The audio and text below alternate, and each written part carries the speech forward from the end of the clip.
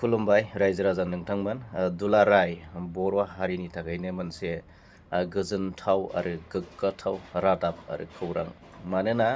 जोंनि आसाम स्टेटनि सिङावनो आसामनि सिङावनो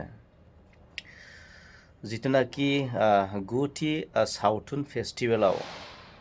बर'नि सिजौ सावथुना मोनद' केटेगरियाव देरहासार जानो हादों मानोना सायख'जादों एबा देरहासार जानो हादों थ' बियो जोंनि थाखाय जोबोद गोग्गाथावना जिथुनाखि एसेबाबो जोंनि बर'नि सावथुना नेसनेल इन्टारनेसनेल बिदिनो बान्था मोनै मोनै दिनै इन्टारनेसनेलाव दिनै आगान होनो थांगासिनो दं बियो जोंनि थाखाय गोग्गाथावना बिदिब्ला नोंथांमोना खोनासंदो। जोंनि दिनैनि खौरांगिरि मेल खुंनायनि गुबै जाहोनानो जाहैबाय जोंहा जोबोद गोजोनथाव रादाब जोंनि थाखाय माने जोंनि हारिनि थाखायबो बर' हारिनि थाखायबो जोबोद गोजोनथाव रादाब आरोखि बेयो जाहैबाय जोंनि सावथुन मुलुगनि सोमोन्दै जोंनि सावथुन सिजौ बे सिजौ सावथुना सिगांनिफ्रायनो गोबां नेसनेल इन्टारनेसनेल फेस्टिभेलफोरावहाय बाहागो लानानै फिसा फिसौ गिदिर बेफोरबायदि एवार्ड्सफोर देरहाबोबाय थादों मोनबोबाय थादों दा साबसिन गोजोनथावसिन खौराङा जाहैबाय जोंनि रायजोआवनो आसाम स्टेटनि गुथि बे सावथुन फेस्टिभेल बे फेस्टिभेलावहाय जोंनि सिजौ सावथुना गासै मोन 6था आयदायावहाय देरहासार जानो हादों आरोखि बे आयदाफोरानो जाहैबाय गासै सेथियाव फार्स्ट डेब्यू डाइरेक्टर माने गोदानै बिथोनगिरि हिसाबै आरो नैथियाव एडिटर आरो थामथियाव मेकआप ब्रैथियाव कस्टिउम आरो बाथियाव आर्ट डाइरेक्टर आरो दथियाव जाहैबाय आं नेगेटिभ विलेन रलनि थाखाय आरोखि सोर मोननो हादोंमोन बे बान्थाखौ बे बान्थायाव मोननायनि बे सावथुननि गेजेरजों बान्था मोननायनि गुबै आर्टिस्टफोरा जाहैबाय टेकनिकेलाव बांसिन एज एन आर्टिस्ट हिसाबै आंनो बेखौ एक्टर हिसाबै एज एन एक्टर हिसाबै आं आर्टिस्ट हिसाबै मोनदों बेवहाय टेकनिकेल जानायलाय बेहाय गुबुन हारिनि मानसिफोरा जोंजों टीमाव मावफानानै दा बिथांमोनहा बेखौ मोनदों आरोखि बिथांमोननि मुङानो जाहैबाय मेकआपआव बिश्व कलिता बिथाङा आसामनि गोबां सावथुन सिरियालफोरावहाय मेकआप खालामबाय बिथाङा मोनदों आरो बिनिफ्राय साउन्डआवहाय देबजित चांमाई होननाय दा देबजित चांमाई होननाया बिराद गोबां गिदिर बलिउड मुभिफोरावबो माने साउन्ड डिजाइन खालामबाय आरोखि जेरै बर्फी बाहुबली बेफोराव आरो गोबां आरोखि दा बेजों खामानि मावफानो मोननानै जोङो जोबोद गोजोननाय मोनदों दा बिथांनि मावनायावहाय जोंनि सिजौ सावथुना मोजां रोखोमै साउन्डनि माबाफोरा बेरखांदों आरोखि दा बेनिफ्राय एडिटराबो बेहाय गोबां बिफाव लादों बे एडिटरनि बिबो गोदान एडिटर थेवब्लाबो बिथाङा गोदान एडिटरब्लाबो जोंनि सावथुनखौ जोबोद मोजाङै एडिट खालामनानै बेसिम लांनो हादों आरोखि बिनिफ्राय गिबियावनोथ' जाहैबाय जोंहा डाइरेक्टर बे डाइरेक्टर बिथाङाबो बे सिनेमाया बिथांनि गिबिसिन फिचार फिल्म होननानै बुंदों दा बे गिबिसिन फिचार फिल्मखौ बिथाङा ओरैबायदि गोसो होनानै मोजाङै बानायदों जे माने गोबां रिसार्च खालायदों स्क्रिप्टनि सिगां गोबां डिसकासन खालामदों बयनावबो इन्टारभिउ लादों सोंदों बेनिफ्राय जोंनि सिजौ सावथुननि गाहाय प्लटआथ' जाहैबाय इन्ड' भुटान माने भुटान रायजोआवबो थांनानै गोबां रिसार्च खालामहैनाय जादों दा बेनिफ्राय गोबां माने रिसार्च खालामनानै बिथाङा बे गिबिसिन गावनि फिचार फिल्मखौ बानायनायावहाय बे साक्सेससिम फैनो हादों आरोखि बे सावथुनाथ' अलरेडि जोंहा 2020आव रिलिज जाखांबाय बेवहाय गोबां रोखोमनि गोबां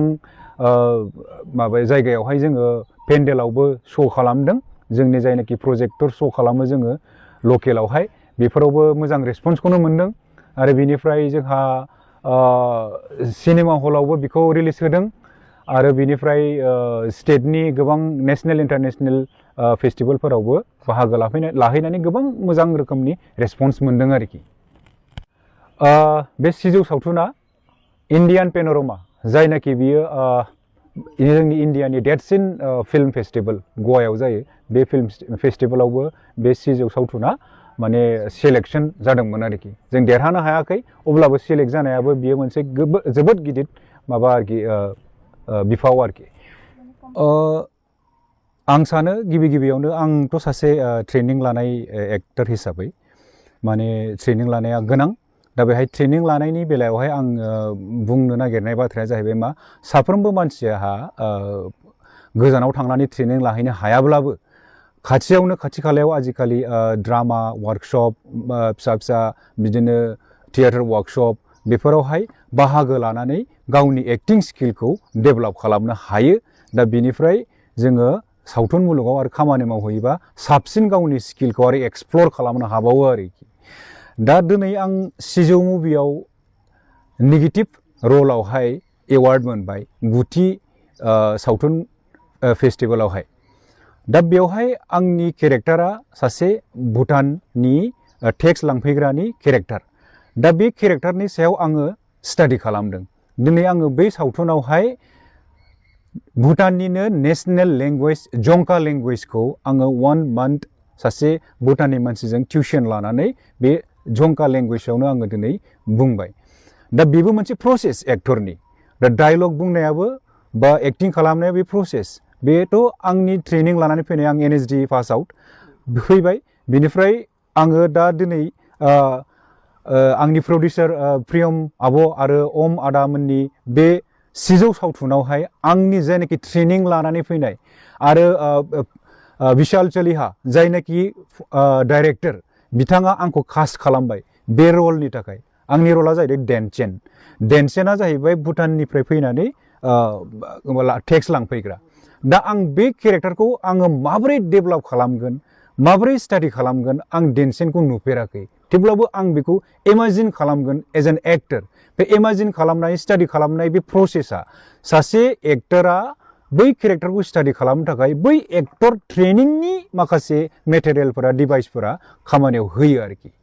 नङाब्ला नोङो मा जायो, डेनचेन भुटिया बबे समनि भुटिया, बै समनि भुटिया ना दानि जुगनि भुटिया। दा सोरबा स्टाडि गैयालासिनो डाइरेक्ट भुटियानि रल खालामनानै भुटिया ड्रेस गाननानै खालामलाबायबा बे बुस्थुआ जानाय नङा आरोखि। दा बेवहाय बहुद डिपलि मेडिटेसन नांगौ, स्टाडि खालामनांगौ, बाहाय स्ट्रागल दङ। दा एक्टिं होननाय बुस्थुआ साधना बुस्थु आरोखि। बेखौ ओरैनो गाब्रबग्रा बानायब्रबग्रा दे खालामब्रबसै होननाय जाया आरोखि बेबायदि। दा बेवहाय आं दिनै जोबोद साबायखर बावो आंनि प्रडिउसार आरो डाइरेक्टरफोरखौ। आंनि ट्रेनिं लानानै फैनाय, जायनाखि साधना लानानै फैनायखौ बे सिजौ सावथुनावहाय आं एक्सप्लर खालामनो खाबु मोनदों। बिनि थाखाय आङो गोसो सिंनिफ्राय जोबोद साबायखर बावो आरोखि। बिनि जाहोनाथ' सिम्पोल। आङो गोबां जोंनि बर' सावथुननि फिसा बिदिनो प्रेस मिट लानायफोरावबो आङो बुंबायानो, बा मिटिंफोराव दावथिंफोराव आं बुंबायानो कि माने मोनसे फेस्टिभेलावहाय बाहागो लानो थाखाय माखासे रुल्स एन्ड रेगुलेसन थायो। बे रुल्स आरो रेगुलेसनखौ फल' खालायनांगोन। बे रुल्स एन्ड रेगुलेसनानो जाहैबाय उइदाउट सेन्सर बर्डआव नोङो सेन्सर खालायाब्ला नोङो बै फेस्टिभेलाव बाहागो लाहैनोनो खाबु मोनखाया। दा बाथ्राया जाहैबाय सेन्सर खालायनांगोन। सेन्सर खालायनायनि उनावसो नोङो बै फेस्टिभेलाव बाहागो लाहैनो हागोन। दा जोंनि बर' सावथुनफोरा बोसोरावहाय गासै 20-25था सावथुन बानायो। नाथाय सेन्सर गैयैनि थाखाय बिथांमोनहा सेन्सर गैयैनि बाजेट गैयि, सेन्सर बानायनो बाजेटबो गैयाबो जानो हागौ। मानो होनबा बहुद टाइटजों बाजेटजों सिनेमा बानायथ', सावथुन बानायथ', बेनि थाखायनो बिथांमोनहा जानो हागौ बैबायदि फेस्टिभेलफोराव बाहागो लाहैनो खाबु मोनाखै। बेनिखायनो बे एवार्डखौ देरहानायसिम सफैयाखै। दासोथ' अनेक माने बाथ्रा बुंलांबाय। जोंना डाइरेक्टरा बुंबाय, जोंना प्रडिउसारा बुंबाय, जोंना जयन्त नार्जारिया बुंबाय। थ' आं बारा सम लाला। आं बेखौनो बुंनो सानदों जे सावथुन मुलुगाव आं 2002निफ्रायनो एक्सुवेलि आं मावबोगासिनो दं। थ' 2002निफ्राय अनेक एक्सपिरियेन्स मोनबोबाय। थ' आब'जोंबो आं प्रडिउसार प्रियम आब'जोंबो आं अनेक खामानि मावनो माने खाबु मोनदों। थ' अनेक फिल्मावबो आंखौ चान्स होदों बिनि थाखाय आब'खौ आं थेंक इउ होननांगोन मानोना आब' नङामोनबा आं बे सिजौ सावथुन माब्लाबाबो साक्सेस जानो हानाय नङामोन जियानो जाथों आं सिजौनि सोमोन्दै फंनैसो बुंनोसै सिजौ सावथुनाव एक्चुअली जों जेराव लकेसन बे जोंनि जेरावनोखि गामि सायखंगुरि बाक्सानि बेयावनो अलमस्ट 70% शुटखौ लानाय जादोंमोन अरुणाचलावबो लानाय जादोंमोन आरो मानास सिङावबो लानाय जादोंमोन बेयाव जोंनि होल टीमानो अनेक खस्थ' खालामदों आरो जोंनिनो गामिनि माने मानसिफोरा अलमस्ट गामियानो अनेक बे सावथुननि थाखाय माने जोंखौ हेफाजाब होदों बिनि थाखाय आं माने साबायखर होनांगोन आरो बिदिनो जोंना सावथुनाबो दिनै साक्सेस जाबाय मानोना जोंना देग्लाय जोङो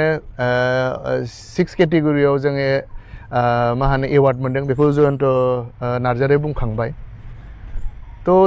दा अनेक जोंना मा होनो रायजो राजाफोरा आंखौ सोंबाय थायो जे जोङो माबादि नुगोन माला इउटुबाव हगारगोन माला माबादि नुनो मोनगोन मोनसे गोजोनथाव बाथ्रा दि जोङो रिसेन्टलि जों बेखौ जोङो इउटुब नङाबा जोङो OTT प्लेटफर्माव जों हगारसिगोन रायजो राजाफोरा एसे फल' खालामबाय थाबानो जाबाय ससियेल मिडियाफोराव जेब्ला रिलिज जागोन होमबा आं खनसे आरो फिन आं प्रेस कनफारेन्सआव आं बुंगोन एक्चुअली बेयाव अनेक माने बुंनो थाङोबाथ' बहुत हिस्ट्रि दं आं आरो दा डाइरेक्टर बिशाल सालिहा बेजों आं खनसे गावनिनो माने शर्ट डकुमेन्टारि साबधान होननाय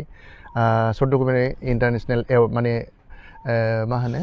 जार्मानिनि फ्रेंकफुर्टआव सेलेक्ट जादोंमोन बै समाव जोङो जेब्ला थांदों जों फेस्टिभेलाव गल्डेन ट्री इन्टारनेशनेल फिल्म फेस्टिभेलाव जों जेब्ला ज' थांदों होमबानो अनेक आं डाइरेक्टर प्रडिउसार इन्टारनेशनेल लेभेलनि लोगो मोन्दोंमोन आरो होमबानो आं सानखादोंमोन जे आंनाबो जुदि फिल्म माने सावथुना जुदि इन्टारनेशनेल लेभेलसिम जुदि बिदिनो जुदि माने वर्ल्ड वाइड हिसाबै जुदि आंनि सावथुना जुदि नुनो मोनोबा बा आंबो जुदि पार्टिसिपेट लानो हायोबा बेसे गोग्गाथाव खोथा बै समाव आंनि फंबायनिया थांदों नो डाउट खिन्थु फंबायनिजोंनो आं गोग्गारै बै समावनो लादोंमोन खिन्थु आं सानोमोन सिं जिहेतु आं 2020 माने 21 निफ्रायनो आं सरि 2000 मा होनो 2 निफ्रायनो आं जिहेतु बे माने सावथुन मुलुगजों दं बेनिखायनो गासिबो एक्चुअली जाय आर्टिस्ट बिसोरना सिमां थाखायनो जे गावनि फिल्मा नेशनेल इन्टारनेशनेल लेभेलसिम थांथों बेबायदिनो आंनाबो सिमां दंमोन बिदिनो सावरायलायनाय जाबाय जे माने बिदिनो नेक्स्ट जुदि जों प्रजेक्टखौ खालामबा जब खालामसै जोङो माखौ लानानै बानाय जायो बिदिनो लासैनो सावरायलायनाय जाबाय सावरायलायनानै लास्टआव जोङो फाइनाली जोङो सिजौनि जि दा स्क्रिप्ट माने मा होनो जोंनि गंगारनि आरो जोंनि बर'नि कम्बाइनलि मोनसे स्टोरी लाना जों बानायनायखौ जों बैनिफ्रायनो सावराय आरो अनेक रिसार्चबो खालामनाय जाबाय भुटानाव जोंनि बर'नि इन्टेलेक्सुवेलफोरजोंबो रायलायनाय जाबाय आरो उन्दैयावबो खोनाखाबाय थाखायोमोननो जोंनि आइ आफामोनानो बुंखायोमोन आंबो बिशालखौ बुंबाय जे बिदिबो जोंना माने दंमोन आरो स्टोरी गावबो मोजां मोननानै गाव माने आवगायबोबाय आरो जिहेतु रांनिबो बहुत माने जिहेतु बे माने एसे बिग बाजेटनि जिहेतु सावथुनमोन आब'खौबो जों ज' एज ए फेमिलि हिसाबै जों सावरायलायनानै जों सानैबो जों आवगायनानै फैबाय आरो बिशालनि डाइरेक्सनावनो बे सावथुनखौ बानाय जाबाय थिग बिदिनो जोङो जों जिहेतु बे सावथुना साक्सेस जाबाय जोंना आरोबाव फिउचाराव जोंना प्लेनिं दं नाथाय बिदि नङा जे जों नेक्स्ट इयारावनो बा बोसोरसे उनावनो बानायगोन जिखुनु जों सावथुन बानायोबा मोनसे प्लेनिंआवसो मावनांगौ हयथ' जोंना बोसोरनै बोसोरथाम बोसोरब्रैबो जानो हागौ जोंना नेक्स्टआ जिहेतु जोङो बे लेभेलसिम सफैबाय नेशनेल इन्टारनेशनेल लेभेलसिम बे लेभेलनि नङाबाबो बिनिख्रुइ गोजौनि जोंना प्लेनिं दंखायो जानाय जायैयाथ' उननि खोथा जोंना खिन्थु प्लेनिंआ दं आरो जोङो मावगोन होननानै जों माने बिसास आरो दा आवगायाव आं दिनै अनेक बोसोरनिफ्रायनो आं नुबोगासिनो दं जोंनि आर्टिस्टफोरा बै समाव प्रफेसनेल हिसाबाव जोंनि बे माने इन्डास्ट्रियाव जों एक्चुअलि जों माने लानो हायामोन आरो जे बेनो प्रफेसनेल हिसाबाव खिन्थु दा बिदि जाबाय जोङो प्रफेसनेल हिसाबावबो एसेबाबो लानो हायो मानोना दा जोंनि एभ्रि इयार जोंना माने 20 to 30 दासो जोंना सावथुन ओंखारो आरो जोंना दा लासैनो जोंनि BTC एरियायाव माने हलबो जागासिनो दं बिदिनो जुदि बारायलांबाय थायोबा होमबा अबभियासलि जोंनि रेभिनिउ जि मोनो बेखौ सबनाबो हेफाजाब मोनगोन बेखौ आरो दा जोंनि अलमस्ट मथा मथि 100+ जोंना प्रजेक्टाराव गामि गामि जोंना माने मा होनो माबा जायो आरो मा होनो गामि गामि जोङो सावथुनखौ देखायनो हायो थ' बेयाव दाना 30,000 to 40,000 प्रडिउसारफोरा मोनो थ' आवगायावबा जोंना बारा मोनामोन बिदिनो माने 10,000 15,000 20 बिदि टाइप मोनोमोन थ' दा लासै लासै बारायलांगासिनो दं आरो दा हलफोराबो लासै लासै जोंनि बर' एरियाफोराव बांगासिनो दं थ' आं सानो माने बेखौनो प्रफेसनेल हिसाबाव लानो हागोन आरो फिउचाराव आरो मोजाङैनो थ' दा एसे दं किसुमान प्रब्लेम थेवबो आं सानो हागोन आरो